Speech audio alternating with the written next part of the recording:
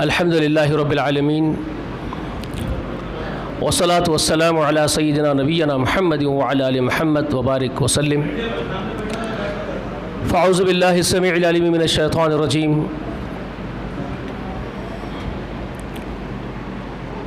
هو الذی ارسل رسوله بالهدى ودین الحق لیظہرہ علی الدین کلہ ولو کرہ المشرکون.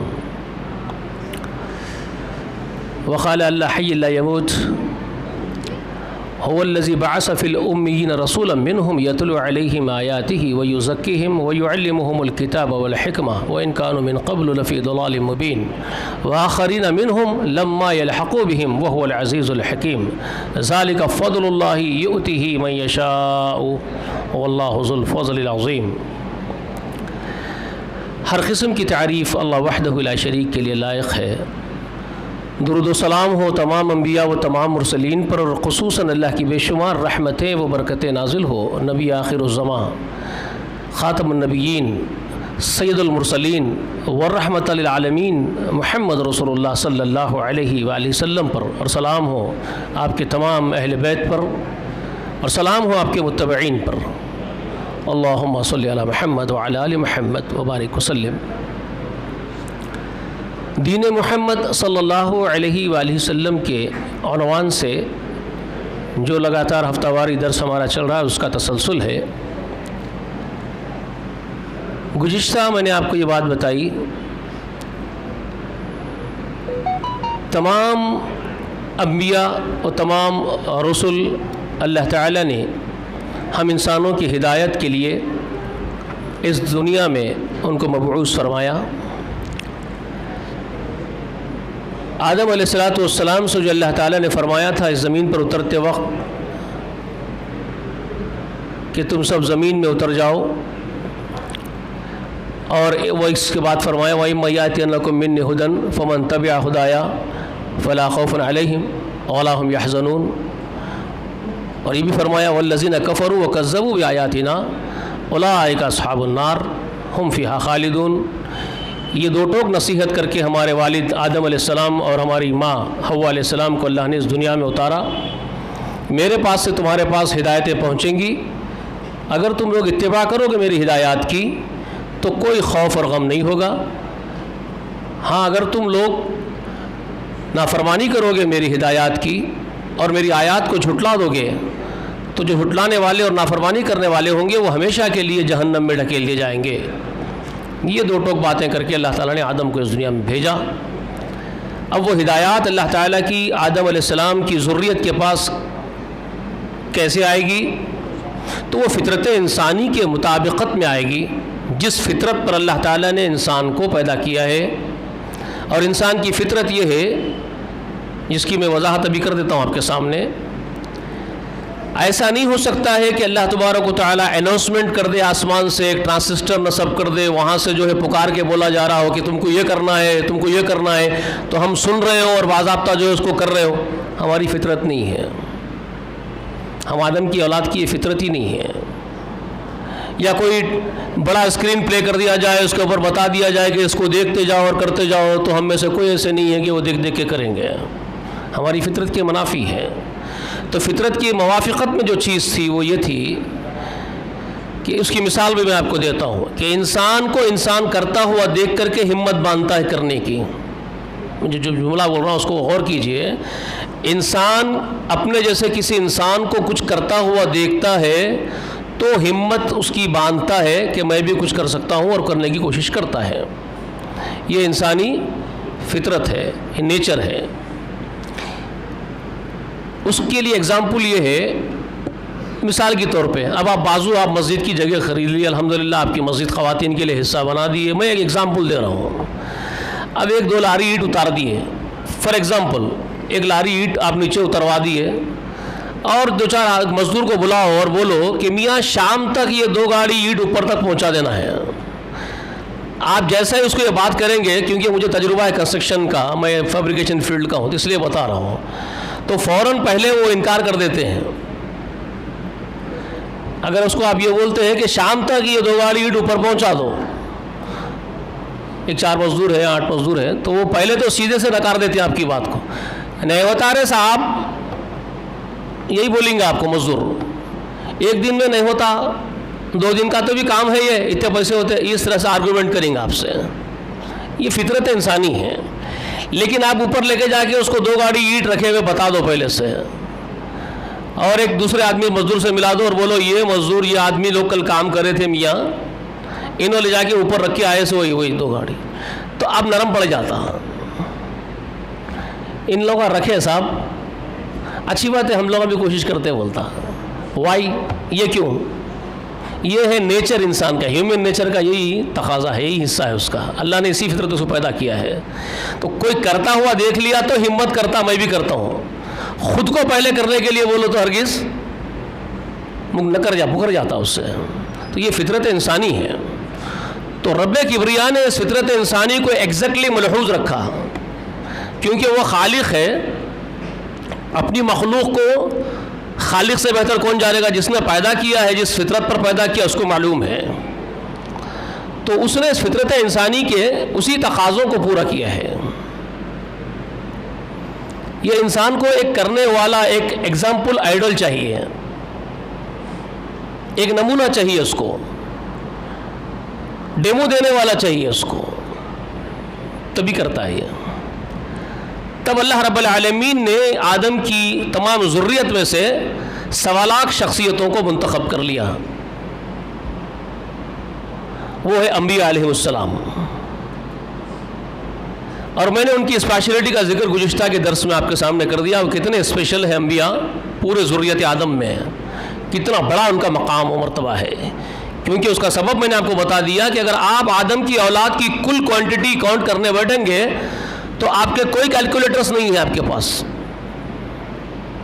کوئی کمپیوٹر آپ کا گنتی نہیں کر سکتا آدم کی اولاد کی کل کوانٹٹی کو. یعنی آدم علیہ السلام کے پیدا ہونے سے قیامت کی صبح تک کتنے انسان زمین پہ پیدا ہوئے اور مرے ہوں گے، مرد اور عورتیں ملا کے کاؤنٹ کریں گے تو کاؤنٹ کر سکتے ہیں؟ کسی کے پاس کوئی سسٹم ہے کاؤنٹ کرنے کا؟ بلین، ٹریلینز نہیں، بلکہ اور کچھ بھی نام دے سکتے ہو آپ اس کو، اور ٹریلینز کے بجائے کچھ نکال لو تب بھی نہیں کم. آپ کے پاس کوئی شمار کرنے کے لیے آپ کے پاس سورس نہیں ہے، آپ شمار نہیں کر سکتے ہو.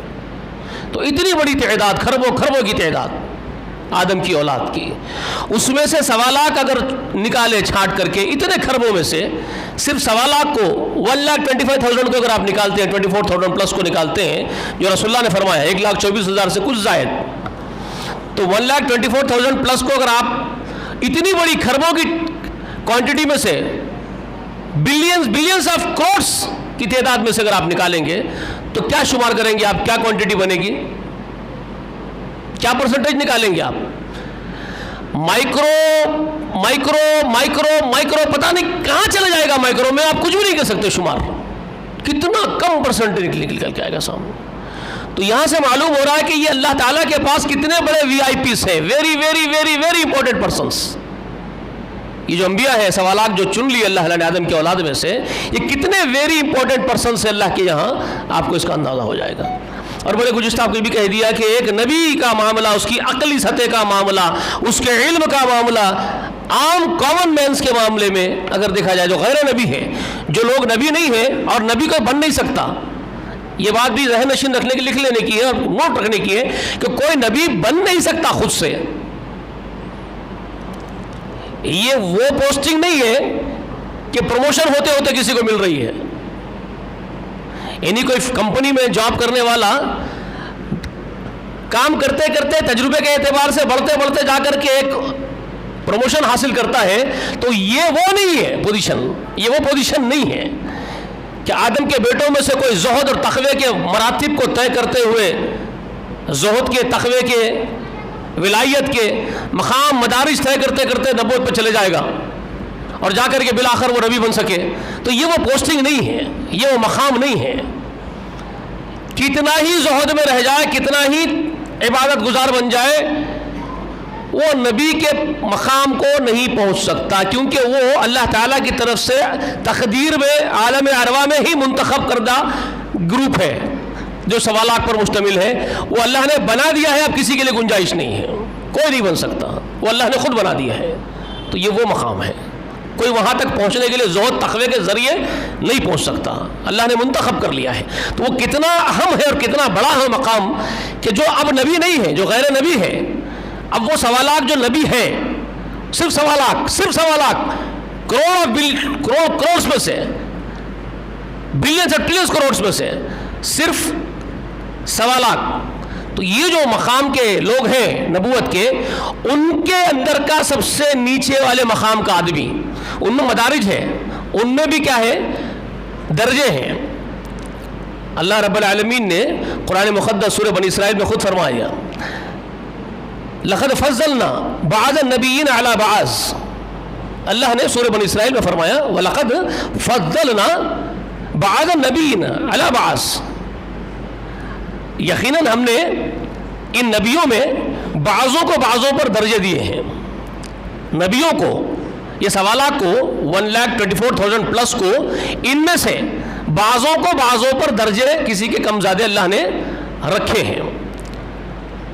اور وہ آتینا داؤد زبورا کہہ کر کے وہاں پر انڈیکیٹ کیا داؤد علیہ السلام کو، سورہ بنی اسرائیل کی جو آیت میں آپ کے سامنے پڑھ رہا ہوں، وَلَقَدْ فَضَّلْنَا بَعْضَ النَّبِيِّينَ عَلَى بَعْضٍ وَآتَيْنَا داؤد زبورا، ہم نے داؤد کو زبور دیا، یعنی داؤد علیہ السلام کی ایک خصوصیت کو ذکر کیا کہ ان کی بھی ایک اسپیشلٹی ہے کہ ان کو صاحب کتاب بنایا گیا۔ زبور کس پر نازل ہوئی؟ آسمان سے جو 4 بڑی کتابیں ہیں، معلوم ہے آپ لوگوں کو نام، 4 بڑی کتابوں کے نام معلوم ہے جو آسمانی کتابیں ہیں، بڑی کتابیں جو کتابوں کی شکل میں اتاری گئی آسمان سے، کون کون سی ہے معلوم ہے آپ کو؟ ویری گڈ، ویری گڈ، تورات، زبور، انجیل، قرآن مقدس۔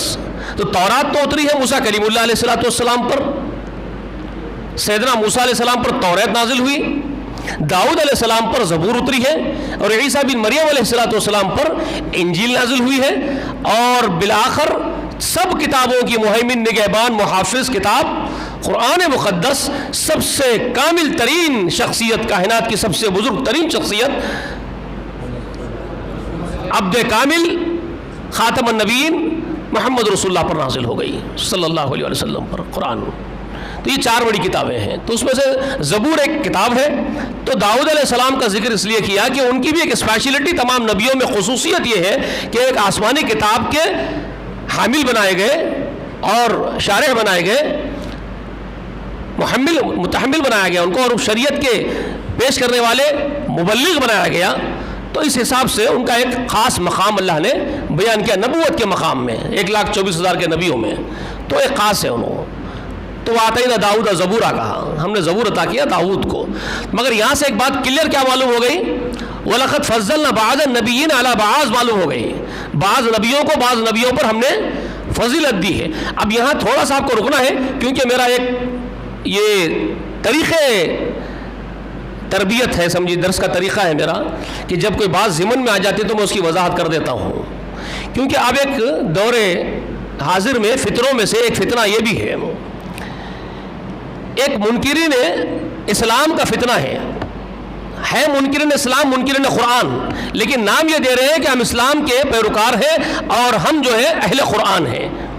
وہ اپنے آپ کا، اپنی جماعت کا نام دے کے بیٹھے ہوئے ہیں کہ ہم اہل قرآن ہیں، قرآن مقدس کا اہل کرنے والے ہیں، جبکہ ان کی حقیقت میں یہ کہتا ہوں کہ وہ منکرین قرآن ہیں، وہ قرآن ہی کے منکر ہیں، اور وہ انبیاء کے مابین فضیلت کا انکار کرتے ہیں، وہ انبیاء کے مابین فضیلت کے منکر ہیں، اور وہ رسول اللہ صلی اللہ علیہ وسلم کی ان احادیث کا انکار کرنے کی غرض سے انکار کرتے ہیں جن احادیث میں رسول اللہ نے یہ بات فرمائی کہ اللہ رب کبریا نے تمام انبیاء میں مجھے فضیلت بخشی ہے، جو صحیحین کے اندر روایت موجود ہے، جس کی سند مستند ہے، اور محدثین کے اندر کوئی کلام نہیں، صحیح حدیثیں ہیں، یہ رسول اللہ نے بیان کی ہے صحیح احادیث میں، جس میں رسول اللہ یہ فرماتے ہیں کہ اللہ رب کبریا نے مجھے تمام انبیاء کے مابین فضیلت بخشی ہے۔ بہت ساری حدیث ہیں، صحیح بخاری میں بھی ہے، ترمذی میں بھی ہے، بہت سی کتابوں میں ہے۔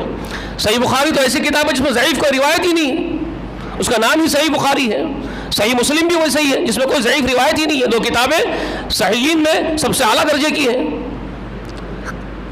تو صحیح بخاری اور صحیح مسلم میں روایت موجود ہے۔ اللہ کے رسول فرماتے ہیں کہ عمارت کی مثال دے کے فرمائے تھے کہ ایک بہت خوبصورت عمارت کے لوگ سیر کرنے آئے بہت خوبصورت عمارت تھی، لیکن ایک بیچ کی جگہ جو ایک اینٹ کی کھلی رہ گئی تھی، تو لوگ دیکھتے اس عمارت کی تعریف کرتے کہ بہت خوبصورت عمارت بنی ہے، لیکن ایک اینٹ کی کمی ہے، کاش یہ ایک اینٹ اس پر جم جاتی تو اس کی خوبصورتی چار چاند لگ جاتے۔ تو فرمایا وہ اینٹ میں ہی ہوں۔ یہ عمارت نبوت کی ہے، جو سوالات نبیوں کی عمارت ہے، جو بہت خوبصورت، بہت امپورٹنٹ، بہت خاص ہے۔ اس میں جو ایک کمی تھی وہ میرے آنے کی تھی، اللہ نے جب مجھے بھیج دیا تو وہ کمی بھی پوری ہو گئی، اور وہ نبوت کا پورا ڈھانچہ اکمل ہو گیا، مکمل ہو گیا۔ یہ میری مثال ہے۔ اس طرح سے آپ علیہ الصلوۃ والسلام نے بیان کیا ہے۔ تو آپ کا آخری میں آ کر کے اس عمارت کو خوبصورت بنا دینا، یہ آپ کی فضیلت ہے۔ اور بھی آپ اپنی فضیلت بیان فرمائی۔ آپ نے فرمایا 6 چیزوں کی وجہ سے دیگر انبیاء کے مابین اللہ نے مجھے فضیلت دی ہے۔ تو آپ نے فرمایا سب سے پہلے مجھے جوامع الکلام عطا کیا گیا، ایک ایسا جامع کلام اللہ نے مجھے عطا فرمایا ہے کہ جس کے بہت کم الفاظ اور کم کلمات بہت سارے معنی کو اپنے سمیٹ لیتے ہیں۔ یعنی قرآن مقدس کو خود اگر آپ دیکھتے ہیں تو قرآن مجید کا یہ معجزہ ہے، یہ اعجاز قرآن کو حاصل ہے کہ جس کے کم سے کم کلمات میں ساری دنیا سمیٹ لی گئی ہے۔ آپ دیکھ رہے ہیں قرآن کی اگر جلد ہے لکھی ہوئی، تو میں نے آپ کو بتایا کتنے کلمات ہیں اس کے اندر، 70,000 کچھ اوپر، 400 کچھ اوپر، 70,000 کے کچھ اوپر کلمات ہیں۔ ذرا سوچو یہ کو کس نے روایت کی ہے؟ میں نے آپ کو بتایا تھا گزشتہ قرآن تعارف قرآن میں بتایا تھا میں نے آپ کو۔ عطا بن یسار رضی اللہ تعالی عنہ بیان کرتے ہیں کہ 70,000 سے کچھ زائد کلمات پر مشتمل ہے قرآن مقدس۔ لیکن اب یہ ہے اتنا آپ کو دکھ رہا ہے، جلد میں اتنا سا نظر آ رہا ہے، اور 70,000 کلمات ہیں، لیکن آدم سے لے کر کے قیامت تک جو کچھ ہے اور کائنات میں جو کچھ ہے یونیورس میں، وہ سب اسی میں سمیٹا ہوا ہے، سب اسی میں ہے۔ تو یہ اس کا معجزہ ہے۔ تو رسول اللہ نے فرمایا یہ معجزہ جو مجھے عطا کیا گیا ہے جوامع الکلام کا، یہ کسی کو نہیں ملا، مجھ سے پہلے کسی کو بھی یہ نہیں ملا۔ تو یہ خصوصیت ہے آپ کی، تو فضیلت ہوئی۔ اس طرح اور 5 آپ نے اپنے خصوصیات کا ذکر فرمایا ہو اپنی فضیلت کے بارے میں۔ تو یہ منکرین قرآن جو لوگ ہیں، یہ اس پر کلام کرتے ہیں، اس پر کلام کرتے ہیں، ان کو رسول اللہ کی فضیلت برداشت نہیں ہوتی، رسول اللہ کی فضیلت ان کو نہیں برداشت ہوتی ہے، تو یہ اس پر کلام کرتے ہیں اور یہ کہتے ہیں کہ اگر اس طرح محمد رسول اللہ کی تم فضیلت بیان کرنے لگو گے تو دیگر انبیاء کی، دوسرے انبیاء کی تاخیر ہوگی۔ ان کے پاس لاجک اور آرگومنٹ یہ ہے، ان کا آرگومنٹ ہے، یہ ان کی لاجک ہے کہ اگر تم محمد رسول اللہ کو افضل الانبیاء کہو گے، تمام نبیوں میں افضل قرار دو گے، تو آٹومیٹیکلی دوسرے نبیوں کی تحقیر ہوتی ہے، وہ یہ کہتے ہیں۔ اور پھر اس کے بعد یہ کہتے ہیں کہ قرآن مجید اس سے آپ کو منع کرتا ہے۔ آپ کو وہ کیا کہتے ہیں؟ قرآن مجید اس سے آپ کو منع کرتا ہے، کیونکہ وہ اپنے آپ کو کیا کہہ رہے ہیں؟ اپنے آپ کو وہ اہل قرآن کہہ رہے ہیں کہ ہم قرآن والے ہیں، اسی لیے وہ قرآن کو سہارا بنا کے آپ کے سامنے پیش کر رہے ہیں، ٹھیک ہے؟ اور وہ یہ کہہ رہے ہیں کہ دیکھو قرآن اس سے آپ کو منع فرماتا ہے۔ اور وہ کہاں سے منع کرتا ہے قرآن؟ وہ آپ کے سامنے پھر وہ پڑھتے ہیں، قرآن مقدس کے اندر سے ایک کلمہ نکالتے ہیں، سینٹنس نکالتے ہیں، لا نفرق بین احد من رسلہ، لا نفرق بین احد من رسلہ، قرآن میں یہ ہے موجود، لا نفرق بین احد من رسلہ، ہم فرق نہیں کرتے رسولوں کے درمیان، قرآن میں ہے یہ، لا نفرق، ہم فرق نہیں کرتے رسولوں کے بیچ میں۔ یہ آپ کو نکال کے بتاتے ہیں کہ دیکھو قرآن میں یہ جملہ ہے، قرآن میں یہ ہے نا، لا نفرق بین احد من رسلہ، ہم رسولوں کے درمیان فرق نہیں کرتے، یہ ہے کہ نہیں ہے؟ تو عام آدمی جب قرآن میں دیکھتا ہے تو اس کا دماغ میں ایک دم کھٹک کلک ہوتا ہے کہ ہاں قرآن میں یہ ہے، لا نفرق بین احد من رسلہ، ہم رسولوں کے مابین فرق نہیں کرتے۔ اور پھر وہ آپ کو یہ پیش کرتے ہیں کہ یہ جو آپ کہہ رہے ہو کہ نبی محمد رسول اللہ افضل الانبیاء ہے، تو فرق ہو گیا نا، فرق تو ہو گیا نا۔ تو آپ نے قرآن کے خلاف کیا، قرآن میں کہا ہم رسولوں کے درمیان فرق نہیں کرتے، اور آپ نے یہ کہا کہ رسول افضل الانبیاء میں سے ہے، تو آپ دوسرے رسولوں پر ان کو فضیلت دے کر کے فرق کر دیا آپ نے، تو آپ نے قرآن کے خلاف کر دیا ہے۔ تو عام آدمی کے دماغ میں کھٹک سے بات آ جاتی ہے اور عام آدمی بولتا ہے بات درست بتا رہے ہیں، عام آدمی چکر میں آ گیا اور بولا کہ بات آپ نے درست کہی ہے، آ گیا چکر میں۔ اب کیا حقیقت یہی ہے، ریالٹی یہی ہے؟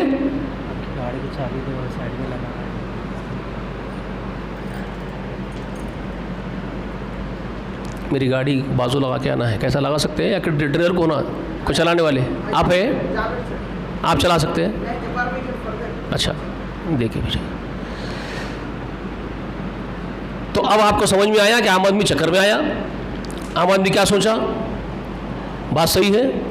اب ریالٹی کیا ہے، حقیقت کیا ہے، کیا یہ جو بتا رہے ہیں ایسا ہے؟ اب آئیے میں آپ کو اس کی ریالٹی بتاتا ہوں، حقیقت کیا ہے اس کی۔ دیکھیے یہ جہاں سے اس جملے کو انہوں نے لیا ہے، یہ کہاں ہے؟ سب سے پہلی چیز یہ ہے کہ یہ کہاں ہے اور کس ضمن میں ہے، کس کانٹیکسٹ کے ساتھ جڑا ہوا ہے، یہ دیکھنا ہے، ٹھیک ہے؟ یہ پوری آیت کریمہ نہیں ہے، آیت کے بیچ میں سے حصہ نکالا گیا ہے۔ آپ عموماً پڑھتے بھی ہیں، یہ تو ایک جگہ نہیں ہے، سورہ بقرہ میں ہے، سورہ آل عمران میں بھی ہے، سورہ بقرہ میں 2 جگہ آ گیا، سورہ آل عمران میں 1 جگہ آ گیا، لیکن میں آپ کو سورہ بقرہ کا وہ معروف مقام بتاتا ہوں جو آپ روزانہ پڑھتے ہیں، اور تینوں جگہ ایک ہی کانٹیکسٹ میں ہے، یہ تینوں جگہ قرآن میں ایک ہی کانٹیکسٹ ہے، سیم جو میں بتا رہا ہوں آپ کو۔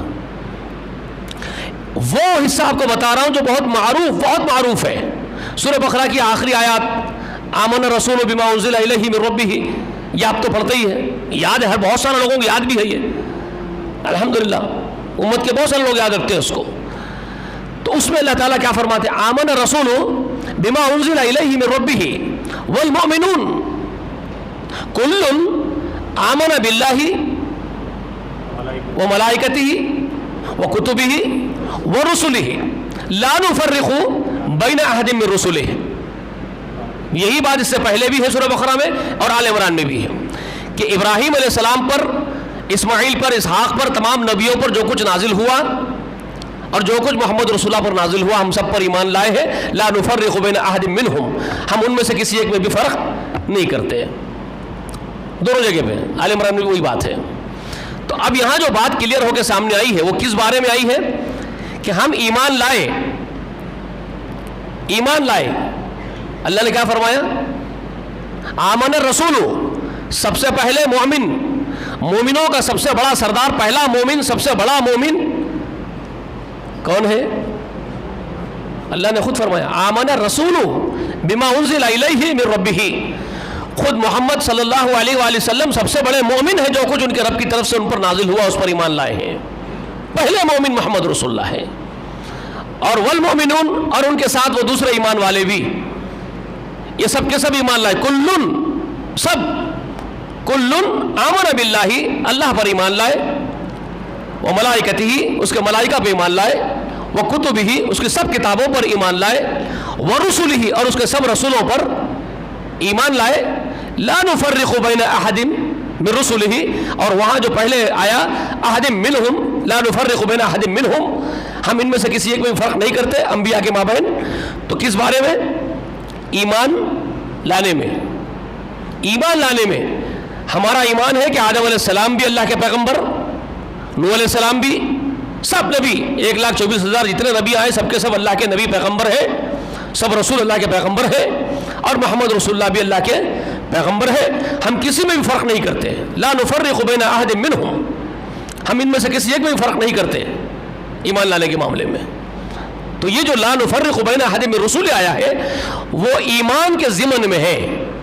کس بارے میں آئی بات؟ کس بات کی انفارمیشن دے رہے ہیں آپ کو، کس بات کے بارے میں اقرار کرنا ہے کہ ہم فرق نہیں کرتے کسی کے بارے میں، ایمان کے معاملے میں فرق نہیں کرنا ہے آپ کو، اس بارے میں یہ حکم آیا ہے، اس بارے میں یہ آیت کریمہ آئی ہے جو مومن گواہی دیتے ہیں، مومنین تمام کے تمام، کہ ہم فرق نہیں کرتے رسولوں کے مابین ایمان کے زمرے میں، سب پر ایمان رکھتے ہیں۔ ایمان کی آیت ہے، فضیلت میں گزر دی اس کو، قرآن میں یہ آیت آئی ہے ایمان کے ضمن میں، اور یہ بدبخت لگا دیا اس کو فضیلت کے باب میں، اور قرآن پیش کر کے گمراہ کر کے لوگوں کو حدیث سے ہٹا دیا کہ فضیلت کے باب میں یہ بات آئی ہے۔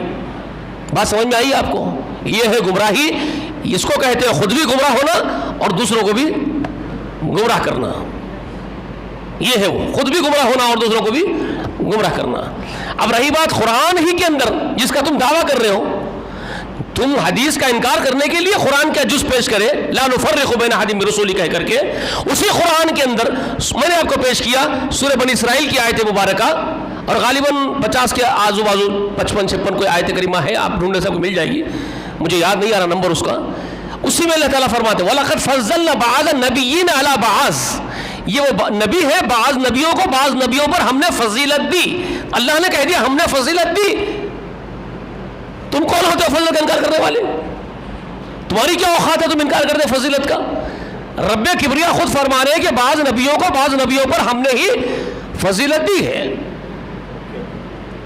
فضیلت باضابطہ قرآن نے ذکر فضیلت استعمال کیا، وَلَقَدْ فَضَّلْنَا کہا قرآن نے، فضلنا ہم نے فضیلت دی ہے، بعض نبیین علی بعض، بعض نبیوں کو بعض نبیوں کے اوپر ہم نے دی فضیلت۔ ختم ہو گیا معاملہ، اللہ تعالیٰ کی طرف سے طے ہو گیا تم کون ہوتے ہو۔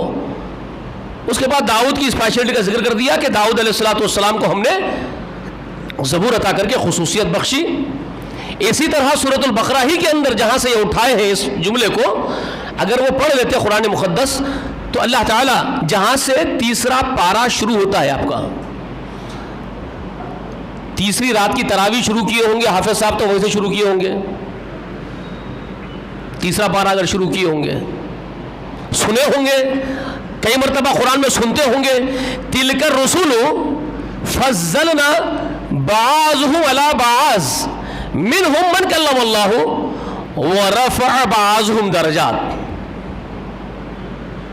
بھائی بہت غور سے سننا میرا یہ لیکچر، ایسے الٹ اپ باتیں نہیں بتا رہا ہوں میں آپ کو، پورے دلائل کے ساتھ ایک بات بتا رہا ہوں۔ اس سے ایک تو آپ کو یہ معلوم ہوگا کہ میرے سردار میرے آقا محمد رسول اللہ کا کیا مقام ہے، اور یہ بھی معلوم ہوگا کہ نبیوں کے مابین فضیلت ہے کہ نہیں ہے، دین اسلام کی حقیقت کیا ہے، اور دین محمد اصل دین محمد کیا ہے صلی اللہ علیہ وسلم، جس کو چھوڑ کر کے آپ یہ وہ پکڑ کے بیٹھ گئے۔ آج پتہ نہیں کون کون سا دین پکڑے ہوئے ہیں، کسی کو کچھ بھاگیا کسی کو کچھ بھاگیا، کوئی اس طرف اور کوئی اس طرف پگ ڈنڈیوں پہ نکل گئے، اصل دین محمد سے لوگ جدا ہو گئے ہیں۔ تو اب میں یہ چاہتا ہوں کہ اصل دین محمد پر لوگ واپس آئیں، اور وہ ہے قرآن مقدس کے ذریعے اور احادیث رسول کے ذریعے آپ کے سامنے کھل کے سامنے آئے گا۔ یہ دو سورسز ہیں اور صحابہ اکرام رضوان اللہ علیہم اجمعین کی وہ تعلیمات ہیں جو انہوں نے سمجھا قرآن و سنت کو، اور جو ہم تو سکھایا ہم لوگوں کو، وہ سورس ہے ہمارے پاس قرآن سنت اور صحابہ کی سمجھ، اس کے ذریعے سے ہم اسلام کی حقیقتوں کو سمجھ سکتے ہیں دین کی۔ تو اب یہ معلوم ہوا تلک الرسول فضلنا بعضهم علی بعض میں اللہ تعالیٰ فرما رہے ہیں کہ یہ وہ رسول ہے بعضوں کو بعضوں پر ہم نے ہی فضیلت دی ہے، فضیلت دی ہے، ہم نے فضیلت دی ہے۔ منہم من کلم اللہ، اللہ نے پھر ایک دوسرے اور ایک نبی کو یہاں پر انڈیکیٹ کیا، جیسے سورہ بنی اسرائیل میں داؤد علیہ السلام کو زبور کے حصے سے انڈیکیٹ کیا، وہ آتے ہیں نا داؤد زبورہ کہہ کر کے، داؤد کو ایک خصوصیت حاصل ہے کہ ہم نے ان کو زبور والے بنایا۔ ویسے ہی یہاں پر اللہ تعالیٰ سورہ بقرہ میں ایک اور رسول کو انڈیکیٹ کر رہے ہیں، اشارہ کر رہے ہیں ان کی طرف، منہم من کلم اللہ، ان میں سے بعض بالراس اللہ سے بات بھی کرتے ہیں۔ فضیلت کا ذکر آ رہا ہے کہ تلک الرسول فضلنا بعضهم علی بعض، یہ وہ رسول ہے کہ بعضوں کو بعضوں پر ہم نے فضیلت دی ہے۔ منہم من کلم اللہ، ان میں سے بعض تو سیدھے اللہ سے ہی بات کرتے ہیں۔ کون ہے وہ؟ سیدھی سی بات ہے، بچہ بول لے گا کلیم اللہ علیہ الصلوۃ والسلام ہے، موسیٰ علیہ الصلوۃ والسلام، اللہ نے ان کو اشارہ کر دیا۔ تو یہاں سے معلوم ہو گیا کہ رسولوں میں اب میں نے آپ کو کہا تھا رسول اور نبی کا فرق گزشتہ بتا دیا میں نے آپ کو، ایک نبی اور رسول میں کیا فرق ہوتا ہے گزشتہ بتایا نا، گئے تو درس میں سن لیے نا، ایک نبی اور ایک رسول کا فرق کیا ہوتا ہے، اگر مختصر بولیں گے تو کیا؟ دیکھو نبی آدم کے بیٹوں میں سے منتخب ہے نبی، لیکن کتنے نمبرز آف کوانٹٹی میں کتنے نمبرز ہیں؟ 1,24,000 پلس، یہ نبی ہیں۔ اب یہی وہ نبی ہیں، ان میں سے ہی ایک اونچا گریڈ دیتے اللہ تعالیٰ، یہی گروپ میں سے یہ 1,24,000+ جو نبی ہے، ان میں ہی بعض لوگوں کو اللہ تعالیٰ، بعض اور تھوڑے سے لوگوں کو رسالت کے واسطے اللہ تعالیٰ منتخب کرے، ان کو رسول بنائے، ان کا گریڈ اونچا کرے ایک نبوت میں سے۔ تو کوئی غیر نبیوں میں سے نہیں چنتے رسول کے لیے، رسول کے لیے وہی 1,24,000 میں سے ہی منتخب ہوتے رسالت کے لیے۔ وہ کتنے نمبر سے جی؟ نا 300 سے کچھ زائد، جو صحیح حدیث میں رسول صلی اللہ علیہ وسلم جو فرمائے کہ کل رسولوں کی تعداد 300 سے کچھ زائد، 300 1,24,000+ نبیوں میں سے، انہی میں سے جو پروموشن کر کے اللہ تعالیٰ ان کو اور ایک گریڈ اونچا دیے، 300+ رسول بنائے گئے۔ اب وہ 300+ رسولوں میں سے بھی 5 شخصیتیں، 5 کتنی؟ 5 اور بھی بلند کر دی گئی اور گریڈ اونچا کر دیا گیا ہے، وہ 300 میں بھی ان کا اونچا مقام ہے، وہ ہے اولو العزم کہتے ہیں ان کو۔ کیا کہتے ہیں ان کو؟ اولو العزم۔ اس کا ذکر سورہ احقاف میں ہے، اولو العزم رسولوں کا نام اللہ نے لقب دیا ہے ان میں، سورہ احقاف میں۔ تو وہ 5 کون کون ہے؟ سب سے پہلا شخص کون ہے وہ 5 میں سے رسولوں میں جو اولو العزم کے اس گریڈ کو پہنچتے ہیں؟ نوح علیہ السلام، سلام ہو ان پر اللہ تعالیٰ کی طرف سے۔ پھر ان کے بعد سیدنا نبینا ابراہیم خلیل الرحمن علیہ السلام، سلام ہو اللہ تعالیٰ کی طرف سے۔ ان کے بعد سیدنا نبینا موسیٰ کلیم اللہ علیہ السلام، سلام ہو اللہ تعالیٰ کی طرف سے ان پر۔ پھر ان کے بعد عیسیٰ روح اللہ ابن مریم علیہ السلام، اللہ کی طرف سلامتی ہو ان پر۔ اور ان کے بعد اب ذرا دیکھ لو، 1.25 لاکھ پورے انسانوں میں 1.25 لاکھ سب سے اونچے، کوئی وہاں تک نہیں پہنچ سکتا۔ 1.25 لاکھ میں 300 اور اونچے ان لوگوں میں سے، 300 میں 5 اور اونچے، بہت اونچے بہت اونچے بہت اونچے 5۔ ان 5 میں بھی سب سے بلند، سب سے بلند، سب سے بلند، بلند ترین بلند ایک،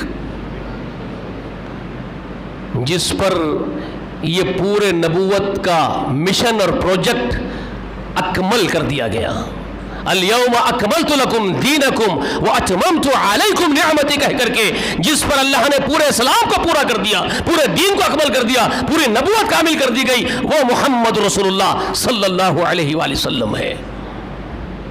یہ 5 میں بھی سب سے اوپر یہ محمد رسول اللہ، یہ فضیلتیں ہیں، یہ تلک الرسول فضلنا بعض ولا بعض، یہ اللہ تعالیٰ نے بیان کیا، یہ رسول ہے، بعضوں کو بعضوں پر ہم نے فضیلت دی ہے۔ تو ان میں سے ایک خاص انڈیکیٹ کیا اس میں، منہم من کلم اللہ کہہ کر کے، ان میں سے بعض وہ ہے جو اللہ سے بالراز بات کرتے ہیں، تو آپ کے ذہن میں کلک ہو گیا فوراً سے کلیم اللہ علیہ السلام ہے۔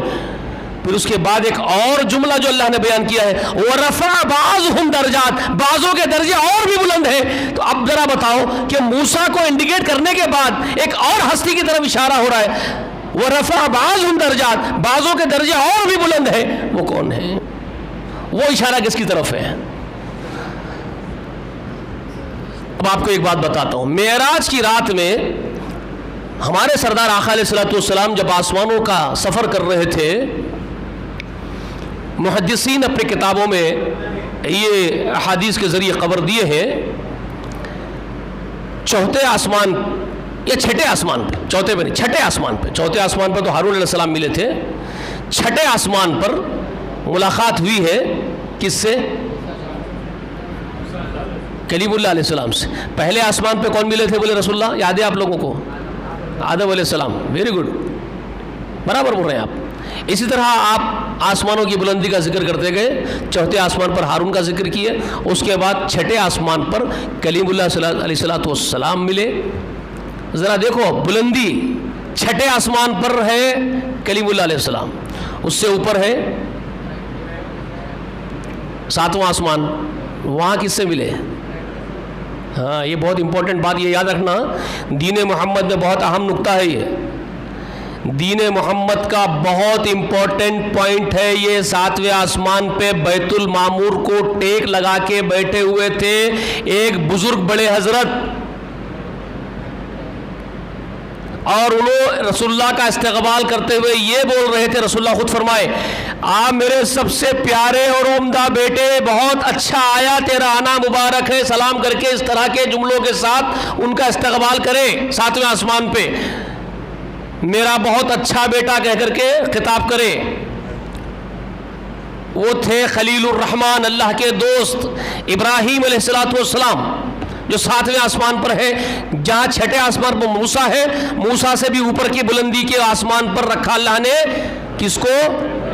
ابراہیم کو علیہ السلام کو۔ اب یہ بہت کیا خاص بات ہے یہاں پر، اس میں بہت بڑی باریک راز اور حکمت کی باتیں ہیں، میں آپ کے سامنے کھولنے والا ہوں۔ یہ نوٹ رکھ لینا کہ ساتویں آسمان بیت المعمور پر ابراہیم خلیل الرحمن ملے، تو موسیٰ علیہ السلام ابراہیم علیہ السلام کے بعد سب سے اونچے مقام پر ہیں۔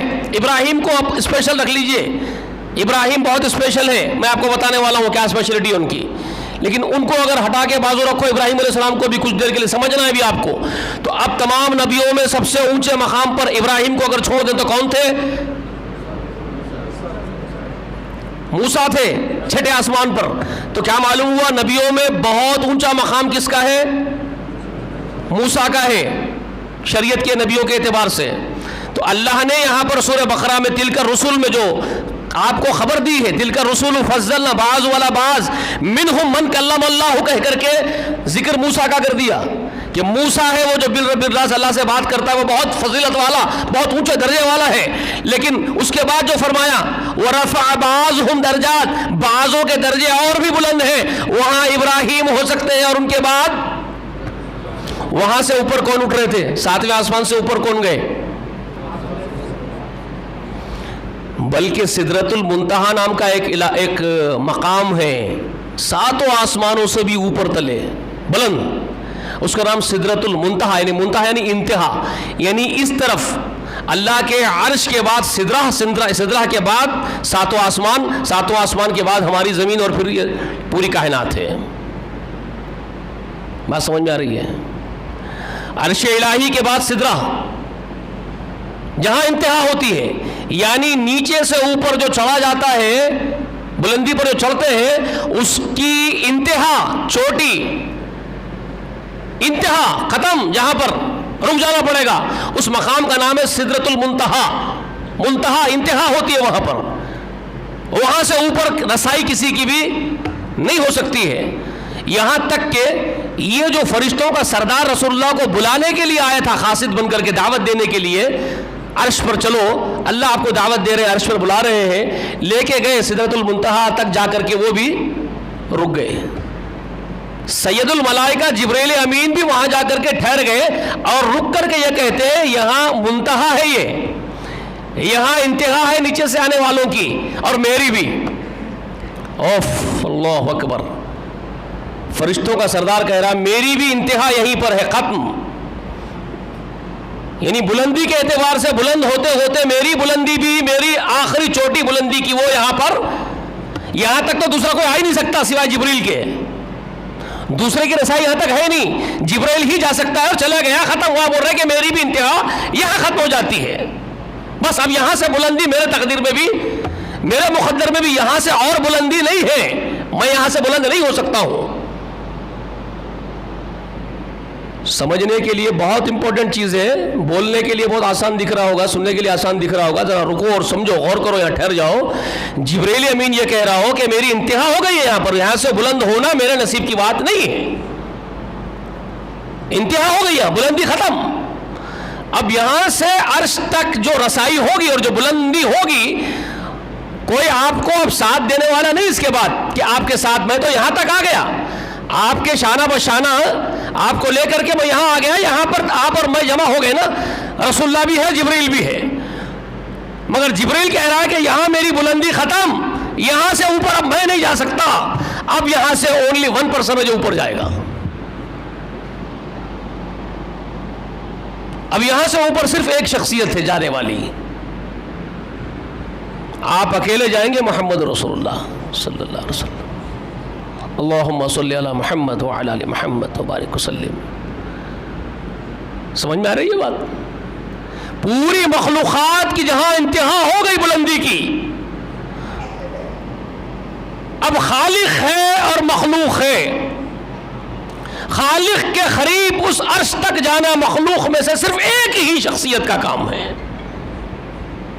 ایک ہی کو مقام حاصل ہے, ایک ہی کا وہ پوزیشن ہے, اور وہ پوزیشن حاصل ہے محمد رسول اللہ صلی اللہ علیہ وسلم کو.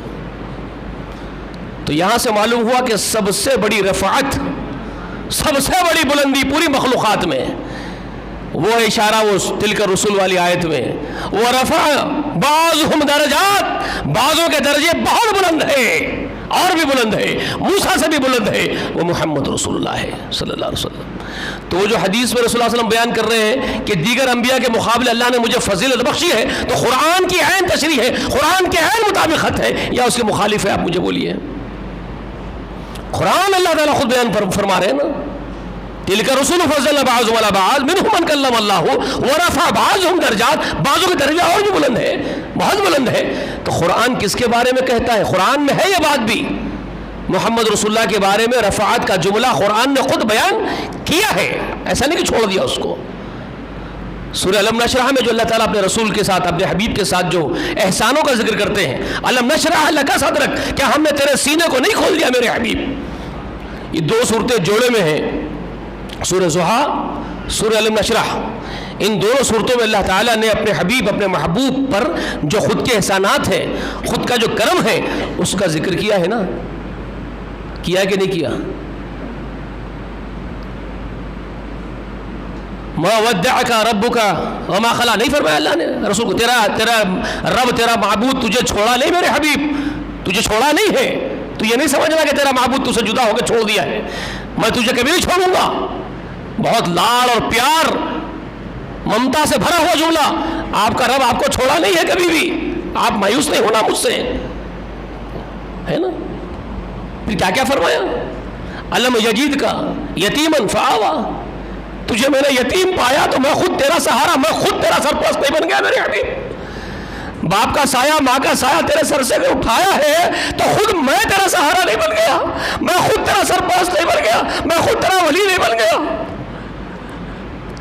کیسے ایسا جتا رہے اللہ تعالیٰ, کتنی محبت جتا رہے اپنے حبیب سے. میرے حبیب میں خود تیرا ہوں, اس سے بڑے کیا چاہیے تجھے, میں خود ہوں تیرا. یہ دو صورتیں جوڑے میں ہے. علم نشرح میں وہی ہے, کیا تیرے سینے کو میں نے نہیں کھول دیا, تیرے پیٹ کا بوجھ نہیں اتار دیا. وَرَفَعْنَا لَكَ ذِكْرَكَ, وَرَفَعْنَا لَكَ ذِكْرَكَ, کیا کہہ رہا ہے؟ اور تیرے ذکر کو اے نبی میں نے رفع کر دیا, بہت بلند کر دیا. وہ رفع تجھے بخشی ہے کہ جبریل بھی آ کر کے ٹھہر جاتا ہے, کہتا میں یہاں سے آگے نہیں جاتا, وہاں سے بھی میں نے تجھے بلند کیا. میں نے بلند کیا میرے حبیب, تجھے کس نے بلند کیا؟ وہ رفعت میں نے بخشی ہے. سمجھ میں آئی یہ بات؟ تو تمام انبیاء, تمام رسول, ان میں محمد رسول اللہ کا یہ مقام, یہ فضیلت ہے محمد رسول اللہ کی صلی اللہ علیہ وآلہ وسلم کی. یہ آپ کے ذہن نشین ہو, ٹھیک ہے. لیکن غلو بھی ہم نہیں کر سکتے جیسا غلو لوگ کرتے ہیں. یہ سب کچھ ہے, میرے آقا کی شان ہے, لیکن آپ یہ نہیں کر سکتے کہ رب کی کرسی پر محمد رسول اللہ کو بٹھا دیں گے. بالآخر محمد رسول اللہ اللہ کی مخلوق ہے, وہ ان کا خالق ہے. سب کچھ فضیلت محمد رسول اللہ کو حاصل ہے, اس کے باوجود یہ بات حقیقی اپنی جگہ طے ہے کہ اللہ ہی ان کا خالق ہے, وہ ان کی مخلوق ہے اللہ کی.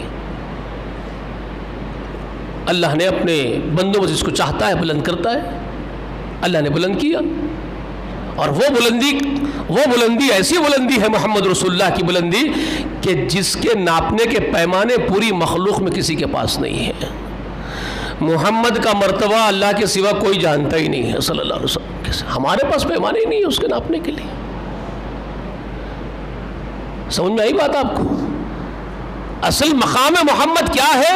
بلندی مقام محمد رسول اللہ کی معرفت, اس کی رفعت کا, ان کی عروج کا, ان کے بلند ہونے کا مرتبہ مقام, وہ ایگزیکٹلی اس کو کیا سمجھا جائے گا وہ ہمارے پڑھنے نہیں پڑے گا, وہ ہم نہیں جان سکتے اس کو. وہ صرف اللہ جانتا ہے، صرف اللہ جانتا ہے اس کو۔ تو بعض لوگ یہ حماقت کرتے ہیں کہ محمد رسول اللہ کے مقام کو ناپنے اور تولنے کے کمپٹیشن میں لگ جاتے ہیں، اس پر ڈیبیٹس ہو رہی ہیں، اس پر مناظرے ہو رہے ہیں۔ ہاں، آپ کے بلند مقام کو ناپا جا رہا ہے، اتنے بلند ہے، اتنے بلند نہیں ہے، اتنے نہیں ہے، اتنے ہیں، اتنے۔ ارے تمہاری اوقات میں سے بہت باہر باتیں ہیں، یہ تمہاری اوقات میں نہیں آ سکتی یہ باتیں، تم کون ہوتے ہو ناپنے والے؟ ایمان اتنا رکھنا ضروری ہے کہ محمد صلی اللہ علیہ وآلہ وسلم مخلوق ہے اور اللہ خالق ہے، یہ ایمان ضروری ہے۔ اور محمد رسول اللہ بندے ہیں، اللہ ان کا رب ہے، یہ ایمان ضروری ہے۔ اگر اس سے ہٹا کر کے آپ رب بنا دیں گے ان کو تو یہ سب سے بڑی گمراہی ہے۔ اور افسوس کے ساتھ ایک میں نے آپ کو بتایا، ایک گروہ جو اہل قرآن کہہ کر کے یہ حرکت کر رہا ہے کہ محمد رسول اللہ کی فضیلت کا انکار کر رہا ہے، تو آپ کو جو ہے چھوٹا اور ڈگریڈ کر رہا ہے آپ کو، یہ پرلے درجے کی گمراہی ہے، ناپیکار۔ اگر اسلامی حکومت ہو تو ان کو تو واجب القتل قرار دیا جائے گا کہ میرے آقا کی شان میں اتنی بڑی گستاخی، ان کو کیا حق ہے قرآن کی مانوی تحریف کر دینے کا؟ ایک طرف یہ، تو ایک طرف ناپیکار اس طرح کے بھی ہے اسی ملت کے اندر کہ جو بدبختانہ جملے اور اشعار پڑھتے ہوئے کہتے ہیں وہی تھا عرش پر مستوی عرش خدا ہو کر، وہی تھا مستوی عرش خدا ہو کر، اتر پڑا مدینے میں مصطفیٰ ہو کر۔ یہ سمجھ میں آ رہا ہے آپ کو شعر؟ اور کہہ رہے ہیں کہ ہم اہل سنت والجماعت، ہم رسول اللہ کے چاہنے والے، ہم عاشق رسول، ہم محب رسول، جبکہ یہ گمراہ لوگ ہیں جو اس طرح کے اشعار بول رہے ہیں۔ وہی تھا مستوی عرش خدا ہو کر، اتر پڑا ہے مدینے میں مصطفیٰ ہو کر۔ یا خوال ایک طرح کا شعر بیان کر رہا ہے، ان کے خوالیوں میں جو ان کے پاس درگاہوں وغیرہ میں جو خبروں پر خوالیاں ان کا مسلک بنا لے کے بیٹھ گئے وہ، اور کہہ رہے ہیں وہ عاشق رسول ہیں، محب رسول ہیں، ہم حقیقی اہل سنت ہیں، جبکہ وہ اہل بدعت و زندقین ہے، وہ زندقین کا مسلک ہے۔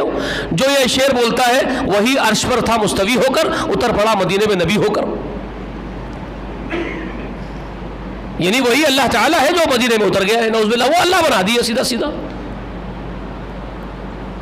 یہ گستاخی ہے، یہ ہے گستاخی اصل میں، یہ ہے غلو، انتہائی شرک ہے، شرک کی انتہا ہے۔ سمجھ آئی بات؟ رب کا مقام محمد رسول اللہ کو دے دینا، اللہ ہی بنا دینا سیدھا سیدھا۔ کس کس طرح کی باتیں کرتے ہیں؟ یہ بھی کہتے ہیں کہ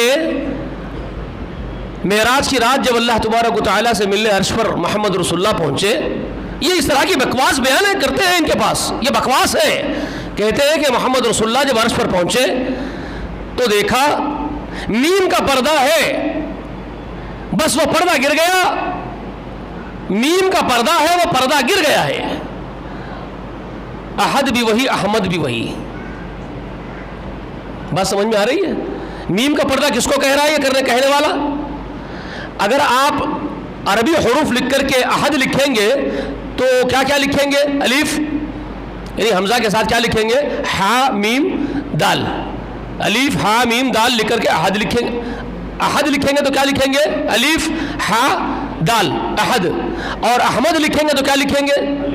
الف ہا میم دال لکھیں گے، احمد۔ سمجھ میں آئی بات آپ کو؟ حروف لکھیں گے، الف ہا دال احد ہوگا، اور اس میں سے احمد لکھنا ہے تو کیا لکھیں گے؟ الف ہا میم دال، اور وہ میم کو نکال دیں گے تو کیا ہو جائے گا؟ دال جا کر کے ہا کو لگ جائے گا تو کیا بن جائے گا؟ وہ احد بن جائے گا۔ اور احد کون ہے؟ قل هو اللہ احد، کہہ دو اللہ احد ہے۔ اور محمد رسول اللہ کا نام کیا ہے؟ احمد، حمد والا۔ محمد اسی سے، محمد کے معنی تعریفوں والا، احمد تعریفیں جس کی گئی ہو، احمد جس کی تعریفیں ہو، احمد۔ تو یہ کہنے والا یہ کہہ رہا ہے کہ میم کا پردہ نکل گیا، احد وہی، احمد وہی۔ وہ پردہ میم گر گیا تو بتا رہا ہے کہ یہ جو احمد چلے تھے اوپر وہی اصل میں احد ہے، نعوذ باللہ ثم نعوذ باللہ، اللہ وہی ہے۔ یہ ہے کفری عقائد، کفری عقائد ہے، شرکی عقائد ہے. سمجھ میں آئی بات؟ اس طرح غلو. تو ایک طرف وہ ہے بدتمیز جو رسول اللہ کی فضیلت کے منکر ہے، تو دوسری طرف یہ بدتمیز ہے جو اللہ کا درجہ محمد رسول اللہ کو دے رہے ہیں. بات سمجھ میں آ گئی آپ کو؟ تو اب جو بات آپ کو سمجھنی ہے، جب معلوم ہو گیا کہ تمام انسانوں میں انبیاء کا مقام بہت مخصوص مقام ہے، بلند ترین مقام ہے، آپ زہد و تقوی کے ذریعے سے نبوت کے مقام پر فائز نہیں ہو سکتے، وہ اللہ نے منتخب کر لیا ہے. اور انبیاء میں 300 سے کچھ زائد ہستیوں کو اللہ نے رسول بنایا ہے، اور رسولوں میں 5 شخصیتیں اولو العزم کی حیثیت رکھتی ہیں، اور ان 5 میں بھی سب سے بلند مقام پر ہے محمد رسول اللہ صلی اللہ علیہ وآلہ وسلم اللہ تعالیٰ کے پاس. ٹھیک ہے، یہ بات آپ کلیئر ہو گئی آپ کے سامنے. اب 2 باتیں اور یاد رکھ لو. ایک تو سورہ اعراف میں غالباً آیت نمبر 172 ہوگی سورۃ الاعراف کی. بیٹے وہ قرآن نکالو اور 172 نکال کے میرے سامنے لے کے آؤ، جس میں رب العالمین نے یہ بات ارشاد فرمائی ہے کہ آدم علیہ السلام کی پشت سے ان کی تمام اولادوں کی ارواحوں کو اللہ تعالیٰ نے نکالا. کہاں پر؟ عالم ارواح میں. عالم ارواح میں. اچھا عالم کتنے ہیں بابا جو ہم کو طے کرنے ہوتے ہیں؟ آدم کی تمام اولاد کو طے کرنے ہیں. عالم بدلتے ہیں، یہ بھی بہت امپورٹنٹ چیز ہے. جب یہ معلوم ہوگی تو عقیدہ اہل سنت پر قائم رہنے میں بہت مدد ملے گی. اس عقیدے کے ذریعے سے اصل حقیقی سچے عقیدے پر، دین محمد پر رہنے کے لیے، میری بات سمجھو، دین محمد جو ہے اصل محمد رسول اللہ کا دین، اس سچے عقیدے پر، صحیح عقیدے پر آپ کو یہ عقیدہ ہی رکھ سکتا ہے، یہ نالج رکھ سکتی ہے کہ آپ کو عالموں کے بارے میں بھی نالج ہو، ورنہ گمراہ ہو جاتے ہیں. اور وہ کیسا گمراہ ہو جاتے ہیں بتاتا ہوں آپ کو میں. عالم ہے عالم ارواح. عالم ارواح کہتے ہیں جب روحیں تھی ہماری، جسد وجود میں نہیں آئے تھے، صرف روحیں تھی. صحیح احادیث رسول اللہ کی، اللہ کے رسول فرماتے ہیں کہ اللہ تعالیٰ نے سب سے پہلے جب کائنات پیدا کی تو انسان بنانے سے پہلے انسانوں کی روحیں پیدا کر دی. انسان بننے سے پہلے، انسان زمین پہ ان کا جسم وجود میں آنے سے پہلے ان کی تمام روحیں جتنی ہیں، آدم علیہ السلام سے لے کر کے قیامت کی صبح تک آخری بچہ جو زمین پر آنا ہے، ان سب کی روحیں اللہ تعالیٰ نے پہلے ہی پیدا کر دی، جس میں سب کی روحیں آ گئی، نیکوں کی، بدوں کی، انبیاء کی، انبیاء کے دشمنوں کی، سب کی روحیں، سب آدم کی اولادوں کی روحیں، ٹھیک ہے، پیدا کر دی گئی. آیت نمبر 172 برابر ہے نا؟ برابر بولا میں نمبر آپ کو، ٹھیک ہے. تو عالم ارواح وہ ہے عالم جس کو روحوں کا عالم کہا جاتا ہے. وہاں پر، وہاں سے عالم ارواح سے ہم لوگ منتقل ہوتے ہیں، ہماری روحیں منتقل ہوتی ہے. جسم وجود میں آنے کے بعد جسم کا بھی عالم ہے. اچھا بعض لوگ یہ سمجھتے ہیں کہ جو جان ہے ہمارے اندر یہ ہماری روح ہے.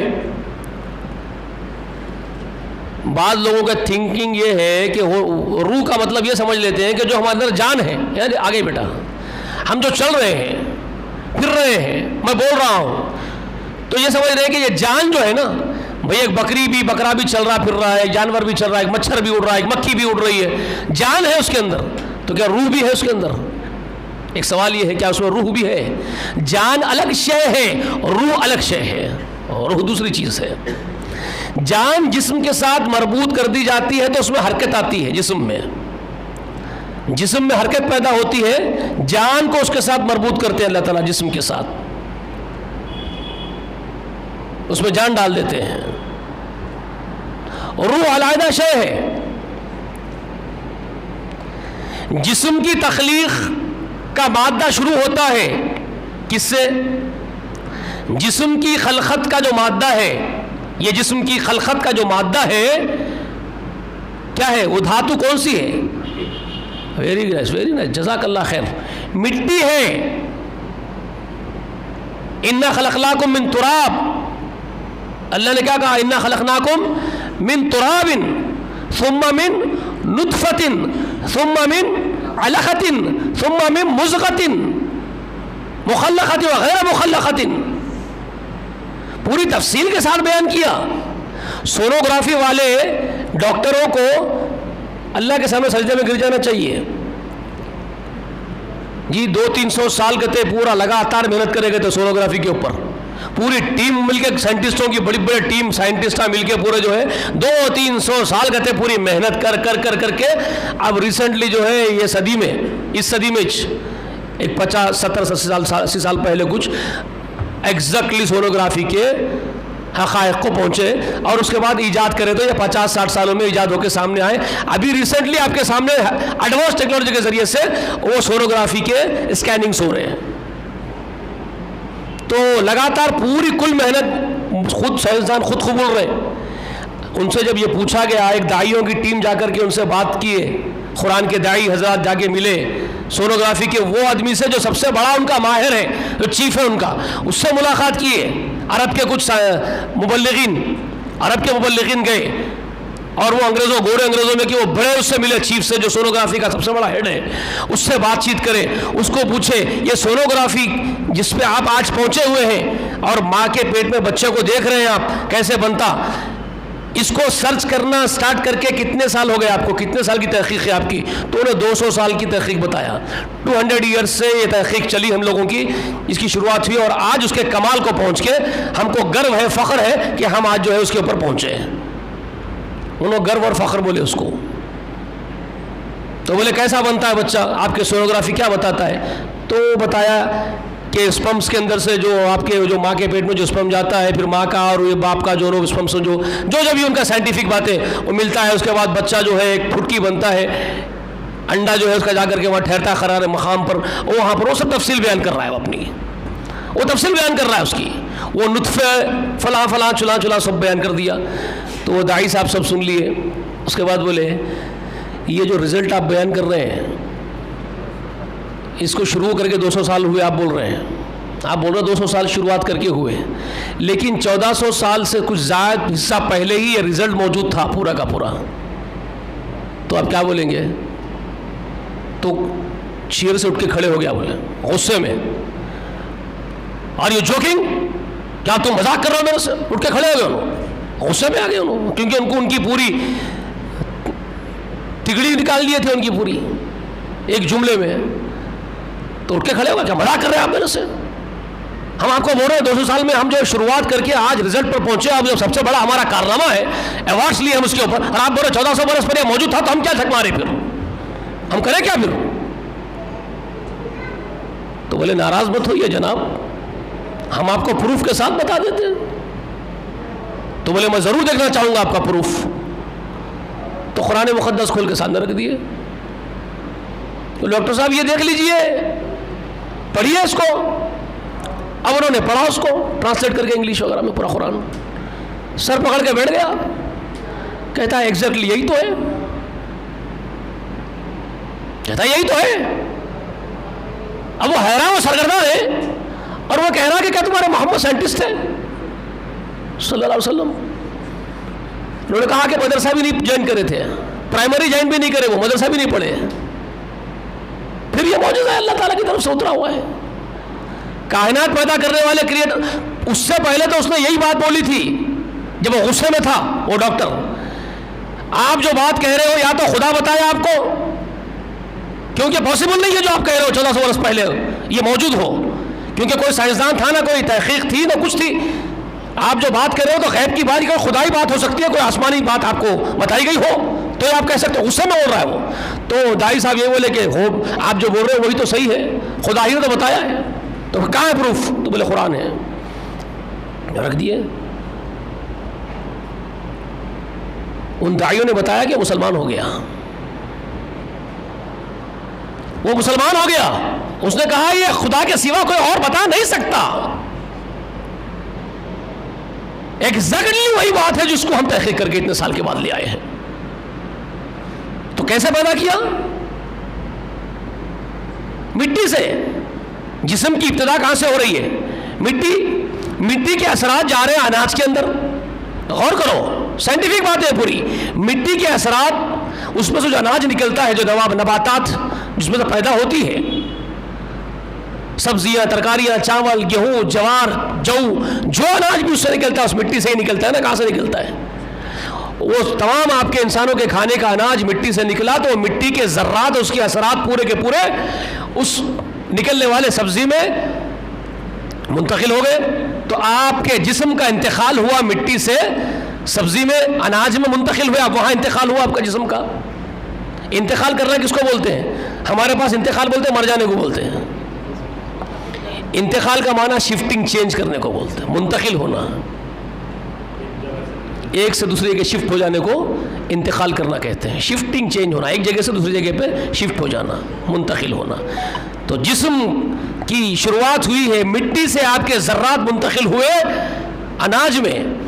اناج انسان کو کھلایا گیا، انسان کے پیٹ میں گیا، اس کے کئی اجزاء بنے.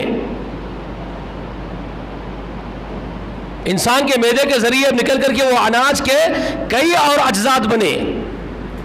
خون بھی اسی کا حصہ بنا ہوا ہے آپ کے جسم میں جو دوڑ رہا ہے. اسی سے نطفہ بنا منی کا، جو آپ کے کسی حصے میں اللہ نے بنا تھا، اس کو پیٹ کے اندر بنا دیا، آپ کو منی بنا دی. وہ نطفے کی شکل میں ٹرانسفر ہو گیا. آپ منتقل، انتقال کر گئے وہاں پر. سبزی میں سے انتقال کر کے آپ کہاں گئے؟ نطفے میں چلے گئے. نطفہ گیا کسی ماں کے خاص رحم کے ایک مقام پہ ٹھہرا دیا گیا عورت کے اندر. وہاں ٹھہرا تو وہاں پھر اس کو اللہ تعالیٰ نے علقہ بنایا، لوتھڑا بنایا. آپ کا انتقال ہوا لوتھڑے کی شکل میں، آپ لوتھڑے میں شفٹ ہو گئے. پھر اس کی صورت گیری، اب اس کی پروڈکشن کا سسٹم چالو کر دیا اللہ تعالیٰ. اب وہ فیکٹری ہے ماں کا پیٹ بھی، جہاں پر اللہ تعالیٰ بنا رہے ہیں اپنے حکم سے، حکم کن سے. سمجھ رہے ہیں آپ؟ بوٹی بنائے، بوٹی کا ہڈی بنائے، بوٹی گھٹ ہوئی، ہڈی کی شکل اختیار کری، پھر اس کے اوپر گوشت چڑھنا شروع ہو گیا، پھر ایک صورت بنا دی گئی. ایگزیکٹلی وہ سونوگرافی جو بیان کر رہا ہے قرآن میں، سورہ حج میں، سورہ مومنون میں اللہ تعالیٰ نے پوری تفصیل بیان کر دی. تم کیسے بنتے ہو ماں کے پیٹ میں، تم کیسے بنتے ہو ماں کے پیٹ میں، پوری تفصیل کے ساتھ اللہ تعالیٰ نے بیان کر دیا قرآن میں. ٹھیک ہے؟ تو معلوم ہوا مٹی سے آپ پیدا ہوئے. اب وہ ماں کے پیٹ میں لوتھڑا، بوٹی، شکل، صورت سب بن گئی، آپ کی سب بن گئی. اب حدیث شریف کی طرف جائیے. بخاری شریف میں حدیث رسول اللہ صلی اللہ علیہ وسلم فرماتے ہیں جب 120 دن 4 مہینے بچہ طے کر لیتا ہے ماں کے پیٹ میں، 4 مہینے اس کے ہو جاتے ہیں کمپلیٹ. کس سے؟ وہ نطفہ جا کے رکا، نطفے کا علقہ بنا، علقہ کا مضغہ بنا، اس کی تخلیق ہوئی. 4 مہینے گزر گئے، صورت گیری ہو گئی اس کی. اب انہیں حرکتاں کرنا شروع کر دیا ماں کے پیٹ میں، کبھی ادھر گول پھر رہا، کبھی ادھر گول پھر رہا. ماں محسوس کر رہی ہے. کبھی کبھی تو باپ بھی ہاتھ رکھ کے محسوس کر لیتا ہے بچہ اندر گول پھر رہا ہے. ڈاکٹر دیکھ لیتی ہے بچہ حرکت کر رہا ہے کہ نہیں کر رہا. چیک اپ کرنا شروع کر دیتے ہیں شروع سے ہی، سونوگرافی کے ذریعے سے، اسکیننگ کے ذریعے سے. تو ڈاکٹر بھی اسٹڈی کرنا شروع کر دیتی ہے، گینیکولوجسٹ ہے نا. بچہ حرکت کر رہا ہے. اب 4 مہینے ہو گئے، اس میں جان آ گئی ہے. کیا آ گئی؟ اس میں جان آ گئی ہے، جان ڈال دی گئی ہے.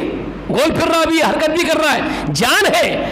اب اللہ کے رسول فرماتے ہیں 4 مہینے پورے کر لیا تو اب اللہ تعالیٰ اس کی روح بھیجتے ہیں. اس کی روح بھیجتے ہیں فرشتے کے ذریعے. فرشتہ لا کر کے روح ڈالتا ہے اس کے اندر. جان تو پہلے سے ہی آ گئی تھی. ارے وہ جو نباتات، جو غذا زمین سے اگ کے آئی نا اوپر، بیج کو پھاڑ کے، بات سمجھ میں آ رہی ہے؟ زمین میں آپ بیج بوئے، بیج تو بے جان پڑا ہوا تھا نا. بیج تو خود حرکت نہیں کرتا تھا نا، کرتا تھا. بیج کیا تھا؟ مردہ تھا. بیج زمین میں ڈالے، کسان صاحب کیا کرے؟ زمین کو جوت کے ناگر کر کے بیج ڈال دیے. مردہ بیج مٹھیاں بھر کے ڈال دیے. بیج گیا مٹی میں پڑا ہوا ہے، مٹی میں پڑا ہوا ہے بیج، مردہ ہے. اب کسان کیا کرتا ہے؟ ڈال تو دیا بیج، اناج اگا سکتا اس میں سے، کمپل نکال سکتا. کس کی طرف دیکھتے بیٹھتا ہے؟ مولا تیرا کام ہے میری کھیتی کامیاب کر دے، ہے کرتا؟ آسمان سے انزل من السماء ماء فاخرج به من الثمرات رزقا لكم،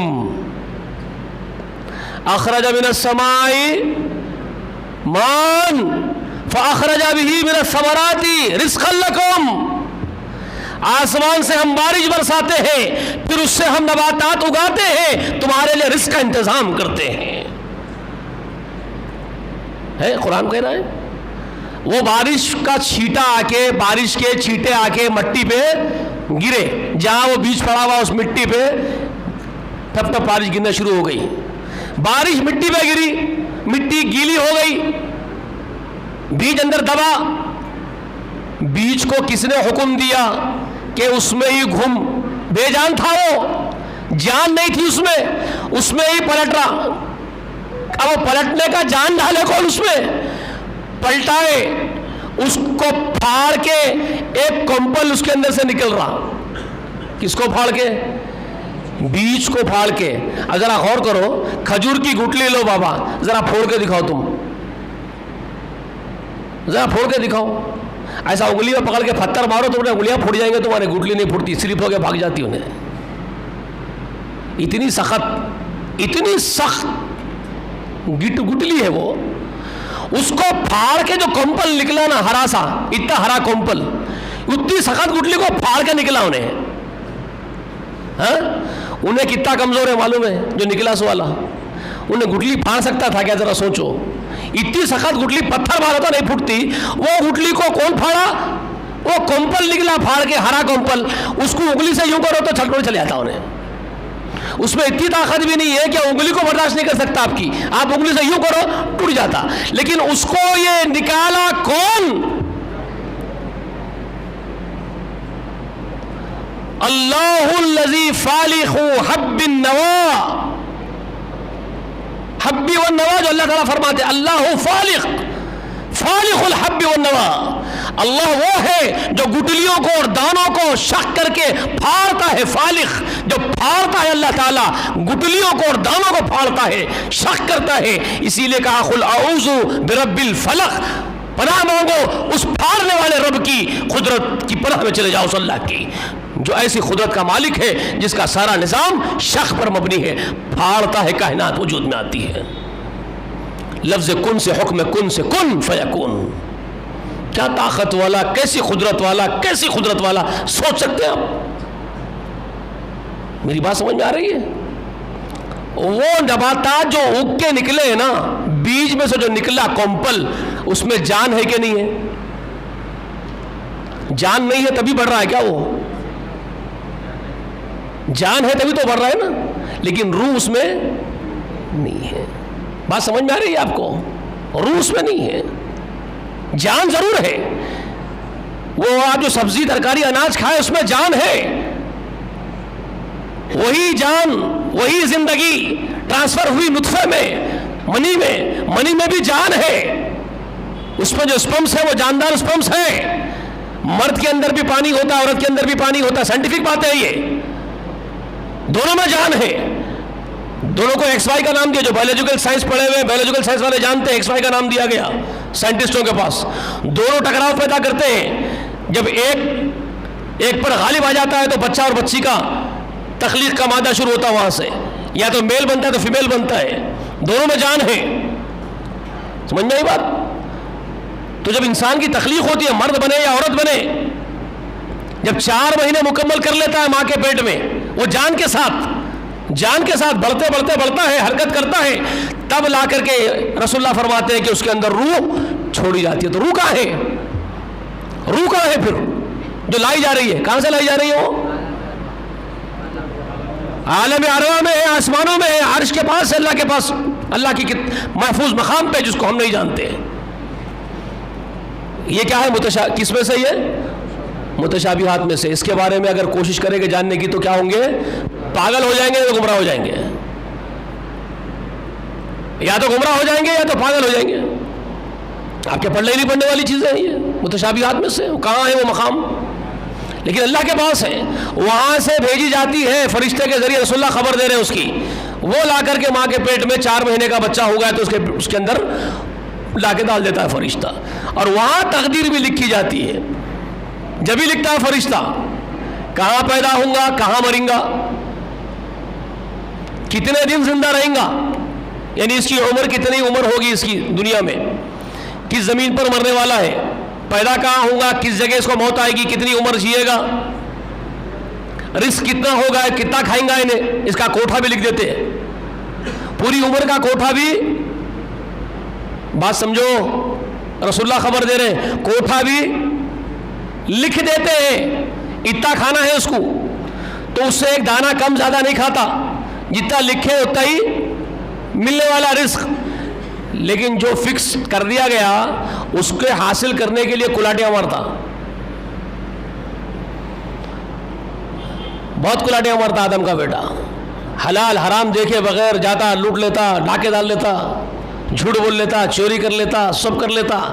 تو سب کلاٹیاں مارنے کے بعد میں بھی اتنا ہی ملنے والا جتنا لکھا ہوا ہے, زیادہ کم ہونے والا نہیں ہے. جو لکھ دیا گیا وہ ہے.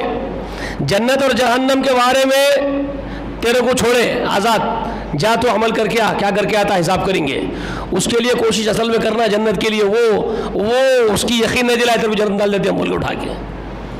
اب اس کے لیے کوشش نہیں کرتا. کتنا نادان ہے دیکھو. جس کے لیے کرنا ہے کوشش اس کے لیے نہیں کرتا, جس کے لیے ضرورت نہیں ہے کرنے کی وہ کرتا. تو وہ لکھ دیا گیا. نیک ہوگا بد ہوگا بھی لکھا جاتا ہے. بولیں گے یہ کیسا؟ ابھی میں بولا کہ تمہارے کو چھوڑا گیا, تمہارے اوپر پھر بول رہے لکھا گیا نیک ہوگا یا بد ہوگا. تو یہ اللہ کی معلومات کی بنیاد پر اللہ تعالیٰ لکھ لیتے ہیں. بندے کو نہیں بتاتے تو نیک ہوں گا یا تو بد ہوں گا. جس طرح رزق کے لیے تیرے مقدر میں رزق لکھا ہوا ہے, مگر تجھے معلوم نہیں رزق لکھا کتنا ہے, تو کیا کرنا ہے تجھے؟ کرنا کیا ہے؟ کوشش کرنی ہے حصول رزق کے لیے. نوکری کرنا پڑے گا, بزنس کرنا پڑے گا, اسباب کے تلاش کرنا پڑے گا. کرتا ہے نا. نیک ہوگا بد ہوگا بھی لکھا گیا ہے. تو نیک ہوگا یا بد ہوگا اللہ کو معلوم ہے, وہ لکھا ہے. اللہ کو جو معلوم ہے وہ لکھا ہے کہ انہیں یہ ہوں گا, مجھے معلوم ہے, لکھ دو. لیکن بندے کو حکم نہیں دیے تو نیک ہو جا یا تو بد ہو جانے بولے, اس کو آرڈر نہیں دیے. آرڈر دیتے تو مجرم کون ہو جاتے؟ پھر نعوذ باللہ ثم نعوذ باللہ, یعنی ذمہ دار کون بن جاتے؟ اگر آرڈر دے دیتے انہوں تم نیک ہو جاؤ تم بد ہو جاؤ, تو ذمہ دار بھی انہوں خود ہو جاتے اس کے, نیک ہونے یا بد ہونے کے. تو انہوں نیک ہو جاؤ بد ہو جاؤ نہیں بولے, انہوں کیا بولے؟ نیک ہوں گا یا بد ہوں گا مجھے معلوم ہے. معلوم ہے تجھے ہو جاؤ نہیں بول رہے, تجھے کیا کرو بول رہے. ہدیناہ السبیلا اما شاکرا و اما کفورا, ہم نے 2 راستوں کی ہدایت تجھے دے دی ہے, چاہے شکر کر چاہے کفر کر, تیرے اختیار میں ہے. تو یہ ہے وہ لکھا جاتا. تقدیر کے ضمن بات آگے آنے والی ہے, آپ کو تفصیل کے ساتھ بتا دوں گا میں. ضمن بات آ گئی, بتا دیا. اب آپ کو معلوم ہو گیا کہ روحیں کہاں ہے جو لا کے چھوڑی گئی ہے؟ عالم ارواح میں. عالم ارواح میں ہے. تو روح کا ایک عالم وہ ہے عالم ارواح, اور عالم دنیا کیا ہے؟ عالم دنیا دونوں کو ساتھ جوڑنے کا مقام ہے. روح کو اور جسم کو دونوں کو ساتھ جوڑ کے یہ عالم عمل ہے. یہ عالم عمل ہے, عالم امتحان ہے. سمجھے؟ یہاں جسم بنائے مٹی سے نکال کر کے, وہاں کی روح لائے اس کے ساتھ چھوڑ دیے, جوائنٹ کر دیے. اب دنیا میں امتحان کے لیے آپ کو آزاد چھوڑ دیے. جتنی مہلت یہاں پر لکھی گئی اتنی مہلت دنیا میں جسم اور روح کے ساتھ آپ کام کریں گے, عمل کریں گے, امتحان لکھیں گے اپنا. اچھا عمل کریں گے, برا عمل کریں گے, مہلت کے حساب سے کر لیں گے. اس کے بعد آپ کو پھر جو موت دی جائے گی, وہ موت اصل میں کیا نام ہے؟ وہ موت کا مطلب کیا ہے؟ وہ انتقال کر جائیں گے آپ. اس کا مطلب آپ بولتے ہیں نا صاحب انتقال کر گئے دنیا میں, وہ صاحب کا انتقال ہو گیا. تو کہاں انتقال ہو گیا ان کا؟ کہاں گئے بھائی انہوں؟ عالم برزخ کو منتقل ہوئے. اب وہاں سے کیا نکالے جسم میں سے؟ جو روح لا کے چھوڑے تھے وہ روح نکال لیے. وہ روح کو لے کے کہاں چلے گئے؟ اوپر. اور جسم کو کہاں ڈالے؟ جہاں سے انہیں نکلا تھا. جسم کہاں سے نکل کے آیا؟ مٹی میں سے. اس کو لے جا کے کہاں ڈالے؟ مٹی میں. منہا خلقناکم فیہا نعیدکم ومنہا نخرجکم تارۃ اخری. یہ تو بدعتیاں بول بول کے گاڑتے.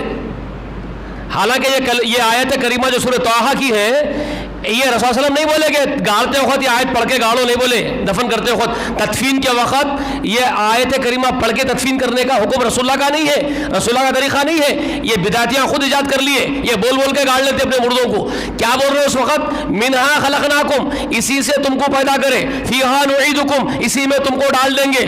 ومنہا نخرجکم تارۃ اخری، اور اسی میں سے دوبارہ تم کو ہم کھڑے کر کے باہر نکالیں گے. یعنی مٹی میں سے جسم کو ڈالتے وقت بول رہے ہیں. سمجھ میں آ گئی بات؟ کلیئر؟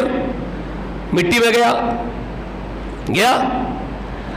اب اس کے بعد وہ جو روح لے کے آسمان میں چڑھتے، اس کو پھر ایک دو مقام ہیں، دو پلیسز ہیں، دو ہاؤسز ہیں، بہت بڑے ہاؤسز.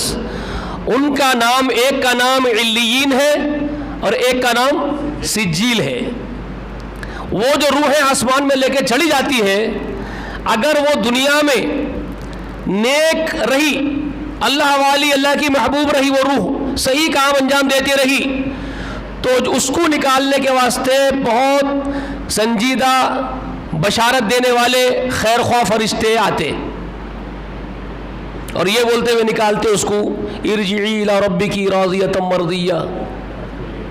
یہ بولتے ہوئے لے جاتے اس کو، چل اپنے رب کی طرف، تو اس سے راضی تھا تو وہ تیرے سے راضی ہے، اللہ کے بندوں میں شامل ہو جا، جنت میں داخل ہو جا، بول کے اس کو لے جاتے ہیں. اس کے لیے خوشبودار کپڑا لے کے آتے ملبل کا. رسول اللہ فرما رہے ہیں صحیح حدیث میں، خوشبودار کپڑا لے کے آتے، اس کی خوشبو معطر جن اور انس کے سوا ساری مخلوق محسوس کرتی. اس میں اس کو لپٹ کے اس کی روح کو بڑے آسانی کے ساتھ نکالتے، تکلیف نہیں ہونے دیتے. ذری بھی ہمارے پاس کہاوت ہے، مسکے میں سے بال نکال لیے، ویسا مطلب آسانی سے نکال لیتے، لے کے جاتے. آسمان کے فرشتے دروازے پر جو آسمان دنیا کے ہے، اس کی خوشبو کو سن کے خوش ہو جاتے، بولتے کیا مہک رہی ہے، یہ کون آیا ہے بھائی. اس کا استقبال ہے، استقبال کرتے ہوئے مرحبا کہتے ہوئے اس کے استقبال کرتے. وہاں اس کی انٹری ہو جاتی. اس کی انٹری کر دینے کے بعد یہ آ گئے، ان کا وقت ختم ہو گیا، ان کا روح نکال لی گئی، فلاں حضرت آ گئے، جمع ہو گئے.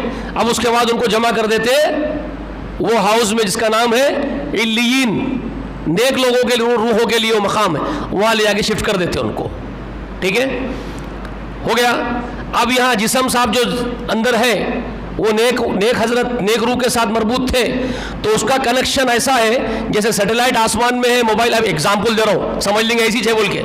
یہ مثالیں سوٹیبل نہیں ہیں، لیکن میں سمجھانے کے لیے، عقل کے لیے بول رہا ہوں. سیٹلائٹ وہاں ہے، موبائل یہاں ہے، کالیاں بتا رہے ہیں نا، اس کے کنیکشن ہے نا اس کا. یہ ایگزامپل دے رہا ہوں آپ کو میں. تو روح تو علیین میں ہے، جسم برزخ میں ہے، لیکن کنیکٹیویٹی ساتھ میں رہتی ہے ان دونوں کی. اب وہ کیسے رہتی ہے؟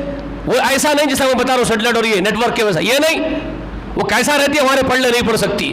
وہ متشابہات میں سے ہے، وہ بھی متشابہات میں سے، اس کو بھی آپ نہیں سمجھ سکتے، سمجھنے والی باتیں نہیں ہیں، ایمان رکھنے کی باتیں ہیں. وہ کنیکشن ہے، علیین میں ہے روح ہے، جسم ہے قبر میں. لیکن وہ جسم جو نیک لوگوں کا ہے، مٹی اس کو نہیں کھاتی. اللہ کا حکم ہو جاتا ہے کہ اس کو دبانا نہیں، اس کو کھانا نہیں، برباد نہیں کرنا، اس کو سیف رکھتی ہے مٹی. سمجھ میں آئی یہ بات؟ اب رسول اللہ فرماتے ہیں کہ منکر نکیر آتے ہیں، جسم کو اٹھا کے بٹھاتے ہیں اور روح ساتھ میں مربوط ہو جاتی ہے. روح اور جسم ہی بات کرتے ہیں. پوچھتا ہے منکر نکیر، پوچھتے ہیں تمہارا رب کون ہے؟ وہ روح جو اللہ ہی سے وابستہ تھی پوری زندگی، سونا اٹھنا بیٹھنا جاگنا چلنا پھرنا، نیند میں بھی اللہ اللہ کرنے والی روح ہے. وہ اس کو نیند میں بھی اللہ یاد آتے رہتا، خوابوں میں اللہ کی احکامات دکھتے رہتے. اس کو وہی ہے، اس کا جنون ہے اس کو اللہ تعالیٰ کی محبت کا. تو وہ روح بالراز ڈائریکٹ بول دیتی ربی اللہ، میرا رب اللہ ہے. جو لوگ اللہ کو کبھی کبھار یاد کرتے ہیں، بہت کم یاد کرتے ہیں، ہائے دنیا میں رہتے ہیں، دنیا ہی ان کا مشغلہ ہے، اٹھنے بیٹھنے چلنے پھرنے کا، ان کی فکر کا، ان کی سوچ کا مرکز صرف دنیا ہے، اللہ بہت کم یاد کرتے ہیں، تو وہ روح کو اللہ یاد نہیں آتا. منکر نکیر جب اٹھا کے بٹھا کے پوچھتے ہیں تو ہائے ہائے ہائے کرتا، یا ویلنا یا ویلنا، نہیں کچھ سمجھ میں نہیں آ رہا، گیا کام، ختم قصہ اس کا۔ دین کے بارے میں پوچھتے تیرا دین کیا تھا، تو وہ روح جو اسلام سے بے پناہ محبت کرتی تھی، اسلام کو اپنا اوڑھنا بچھونا بنائے ہوئے تھے، چلتے پھرتے اسلام سے محبت تھی، وہ سیدھا بول دیتے ہیں دین الاسلام، میرا دین اسلام ہے۔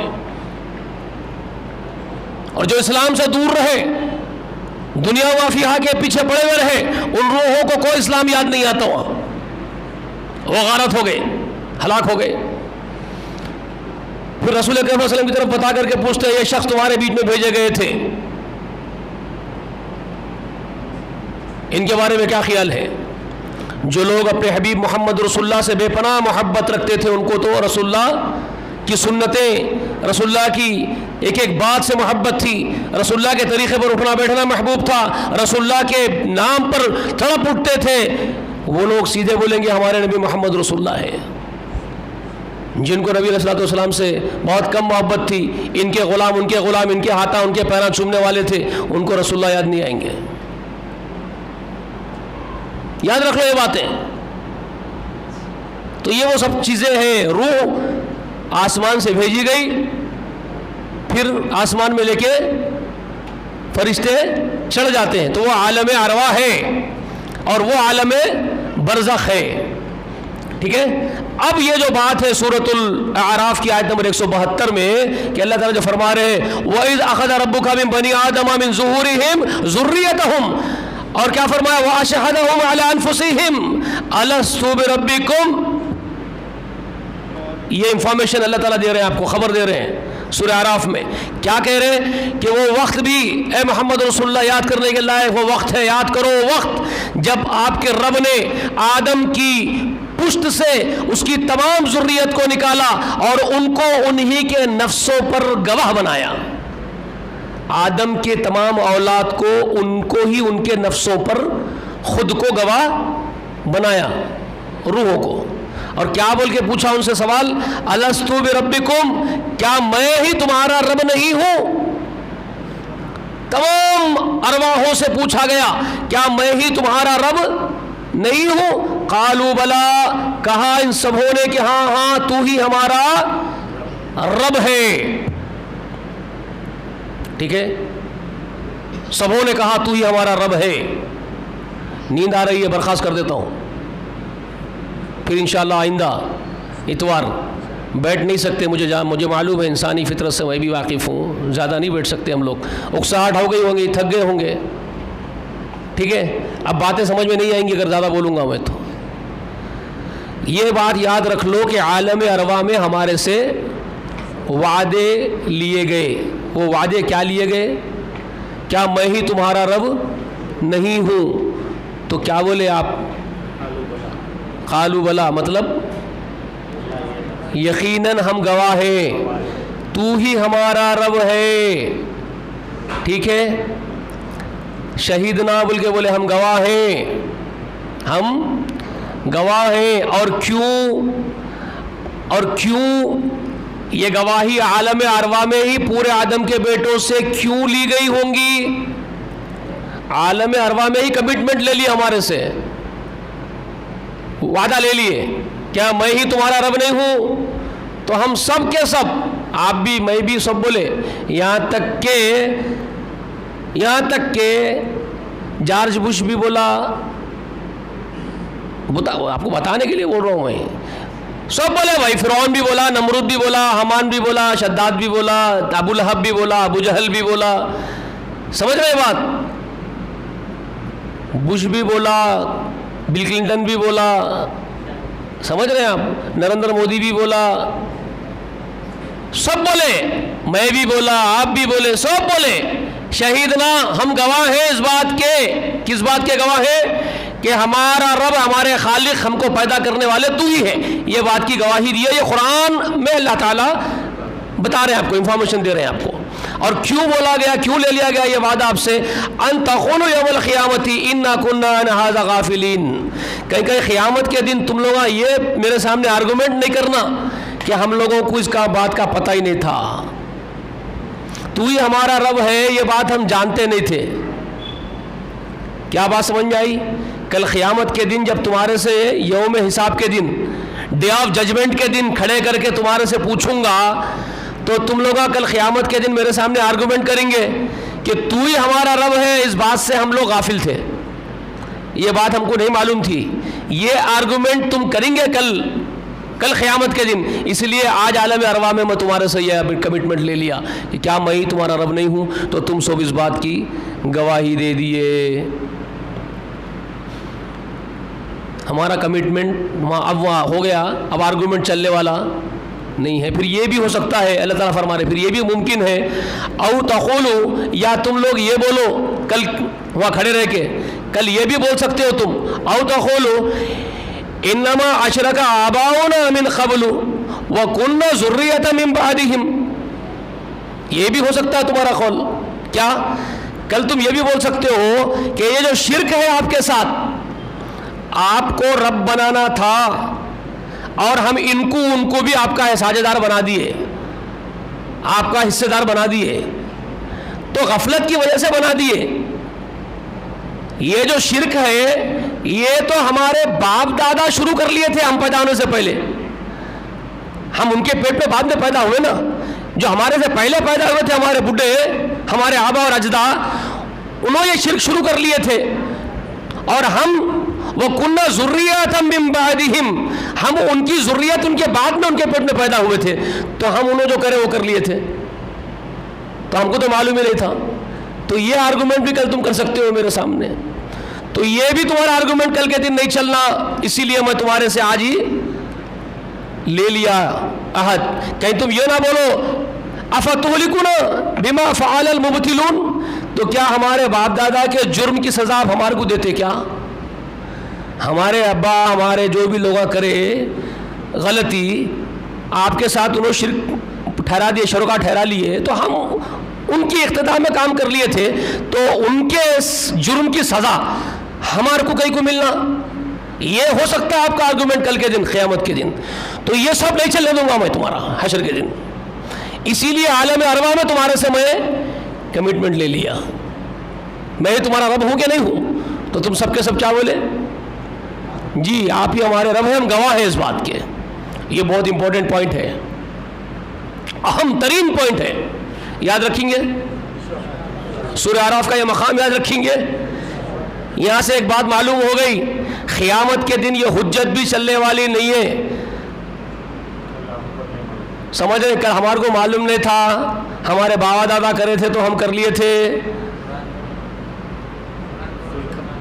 قرآن خود بتا دیا آپ کو یہ سب چلنے والے آرگومنٹس نہیں ہے. عالم ارواح میں تمہارے سے ہم عہد و پیمان لے لیے تھے بابا. اب ایک سوال یہ ہے کہ کیا وہ آرگومنٹ تو نہیں کریں گے، اب نہیں چلیں گے ہمارے، لیکن وہ جو عالم ارواح میں ہمارے سے عہد و پیمان ہوئے، ہم جو بول کے آئے خالو والا، دنیا میں ہمارے کو یاد ہے کیا؟ وہ اب یاد نہیں ہے ہمارے کو، تو پھر سزا کیسا؟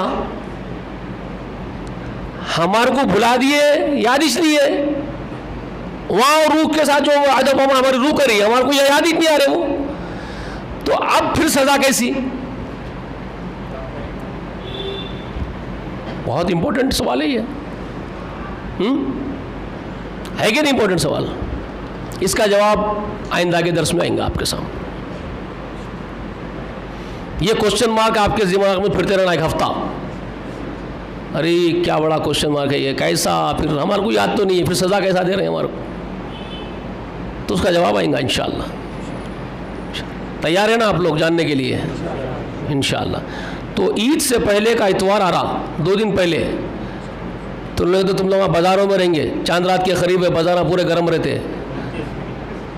اور وہی مسلمان، ہمارے مسلمانوں کا کام ایشو ہے اب تاخرات کو. کیا بولتے بھائی؟ آپ کا مشورہ کیا ہے؟ تاخرات کو رکھ لیں گے آخری 29ویں تاخرات، 29th.